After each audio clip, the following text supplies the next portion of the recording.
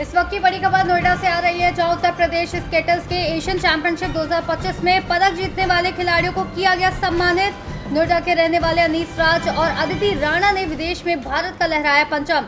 आपको बता दें, दक्षिण कोरिया में हुई रोलर स्केटर्स एशियन चैंपियनशिप प्रतियोगिता में जीते मेडल।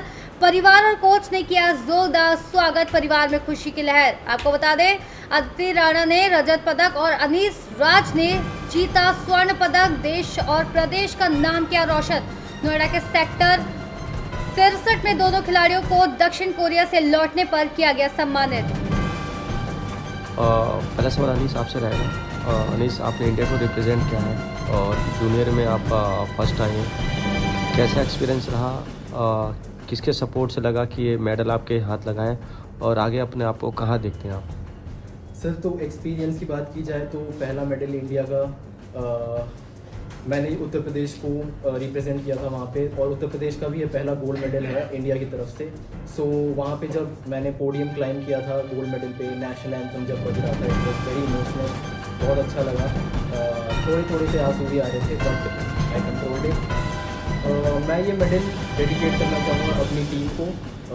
उनका नाम टीम पैराडाइज है, और अपने पेरेंट्स को, जिन्होंने बहुत मेहनत की है मेरे पीछे, बहुत ज़्यादा, मतलब फाइनेंशियली भी, मॉरल सपोर्ट भी, सब कुछ। उसके बाद देखा जाए तो in a few years I see myself in the senior category.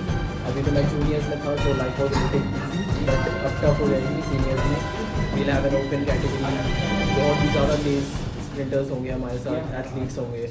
So in 3-4 years, I see myself on the podium again in the senior category as well. I'll work hard, and yeah, again I can make my country proud of me and my state proud of me. अरे आप 70 साल के हैं और आपने gold medal पर century लगाई है, तो क्या कहेंगे कैसे? अब देखा जाए तो मैंने जब भी हुआ कि मैंने प्रैक्टिस कभी नहीं छोड़ी।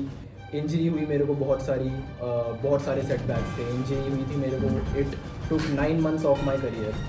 सो मैंने उस समय भी I chose to just recover myself, और मैं वो सारी एक्टिविटीज़ करता था जो मेरे को किसी हाल में बेटर करे।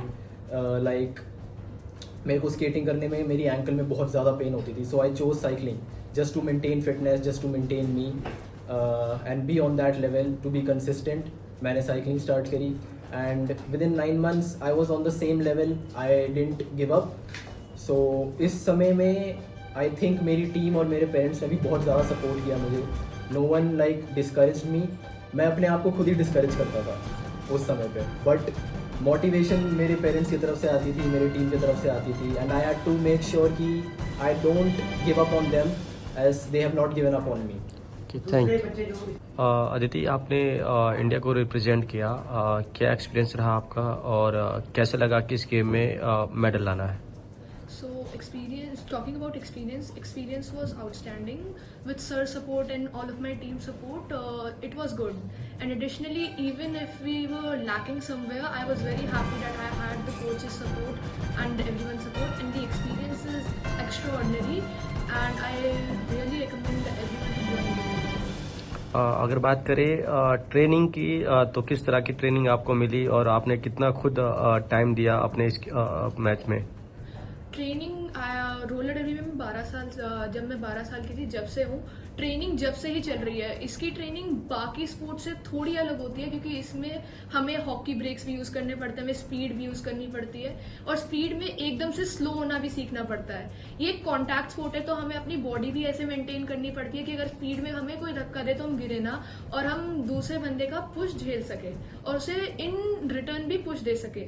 तो ट्रेनिंग स्ट्रेंथ की भी होती है इसमें, एडिशनली स्पीड की भी होती है, और फिर डाइट पे फोकस रखना पड़ता है, एंड एडिशनली आपका एक वेट मेंटेन होना चाहिए। You should not be very thin और you should not be very fat that you would not be able to play on the field. Aditi, जैसे कि स्पोर्ट्स गेम में आपको फिजिकली स्ट्रांग रहना पड़ता है, बट उससे ज़्यादा आपको मेंटली स्ट्रांग भी रहना पड़ता है, तो उसके लिए आप क्या करती हैं? मेंटली स्ट्रांग रहने के लिए मेडिटेशन इज द बेस्ट की, और एडिशनली वहाँ पे उस टाइम फील्ड पे बाहर वाली आवाज़ें नहीं सुननी सबसे पहली बार, और फील्ड पे आपको गुस्सा जो है वो आपके फेस पे नहीं दिखना चाहिए। अंदर से गुस्सा आ रहा है, लेट इट बी, आप उसे कंट्रोल करके दूसरे टीम की स्ट्रैटेजी पकड़ के उसको एक टाइप से आप उनको ही using the weapon against themselves only. Aditi, as a female, कुछ क्योंकि आप समाज में कुछ ऐसे ताने मिलते हैं कि लड़कियां नहीं कर पाएंगी, तो ऐसे लोगों को क्या मैसेज देना चाहेंगे? और जो बच्चियां तैयारी कर रही हैं, जो गरीब घर से होती हैं या उनको उतनी फैसिलिटी नहीं मिलती, उनके लिए क्या मैसेज देंगे आप? The thing is, you cannot fly unless you let yourself fall. लोग हंसेंगे, लोग आपके ऊपर ताने मारेंगे, पर जब तक आप उन पे ध्यान नहीं दोगे आपको वो असर नहीं करेंगे। एक टाइम था जब वो मेरे को ताने असर करते थे, फिर मेरी मम्मा ने मेरे को समझाया, सर ने समझाया, भटनागर सर ने समझाया, कल्पना मैम ने समझाया कि ये ताने जब तक मिलेंगे, जब तक तुम्हारे ऊपर ये असर करेंगे। एक बार तुम पे असर करना बंद कर गए, फिर ये ताने भी बंद हो जाएंगे। Okay, thank you. इंटरनेशनल में एशियंस में मेडल लिया है। 2 बच्चों ने पार्टिसिपेट किया था। अनीश राज जिसने गोल्ड मेडल लिया है स्पीड स्केटिंग में, और अदिति राणा ने सिल्वर मेडल लिया है डर्बी में, रोलर डर्बी में।